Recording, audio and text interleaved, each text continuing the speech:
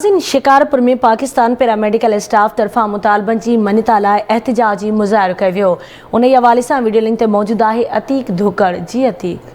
शिकारपुर में Pakistan paramedical KAR 041 तरफा मुतालबन जी मञता लाइ सिविल अस्पताल में एहतिजाज कयो वियो। एहतिजाज में मरकज़ी अॻवान मोहम्मद शरीफ पालारी, औरंगज़ेब महर, राजा रफ़ीक शिरकत कई। इन मौक़े ते मरकज़ी अॻवान आवाज़ न्यूज़ सां ॻाल्हाईंदे चयो त वक़्तनि असां एहतिजाज कंदा ईंदासीं, सेक्रेटरी जे टेबल ते बि वेठासीं ऐं असांजूं समरियूं हिननि मूव कयूं, फिनांस डिपार्टमेंट ताईं पहुचंदियूं, वरी वापसि ऑब्जेक्शन लॻी मोटी थिए थो, वरी हुनखे 2 महीननि जो प्रोसेस लॻाए वरी फिनांस में पहुचायूं था, पोइ केॾीमहिल चीफ सेक्रेटरी आहे, केॾी हेल्थ मिनिस्टर आहे, ईअं करे करे असांखे 16 साल आहिनि जेको सो दरबदर कयो आहे। सर्विस स्ट्रक्चर ऐं टाइम स्केल जेकी असांजी समरी गुज़िरियल 16 सालनि खां वठी सफ़र करे थी, कंहिं महिल CM हाउस खां वञे थी, वरी वापसि अचे थी फिनांस डिपार्टमेंट, हरूभरू जेको आहे इन समरी खे वापसि करनि था।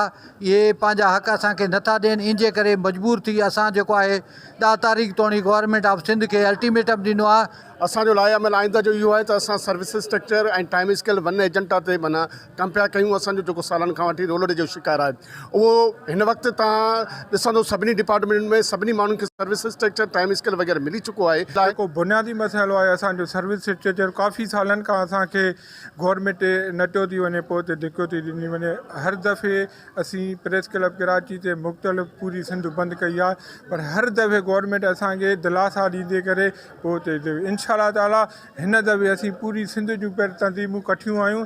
इंशाअल्लाह ताला असीं मुतहद आहियूं। हिननि सरकार खां मुतालबो कंदे चयो आहे त जेकॾहिं असांजा जाइज़ मुतालबा न मञिया विया त 13 जनवरी ते कराची प्रेस क्लब आॾो एहतिजाज वसीब कयो वेंदो। कैमरामैन दीदार सां गॾु अतीक धुकड़, आवाज़ न्यूज़, शिकारपुर।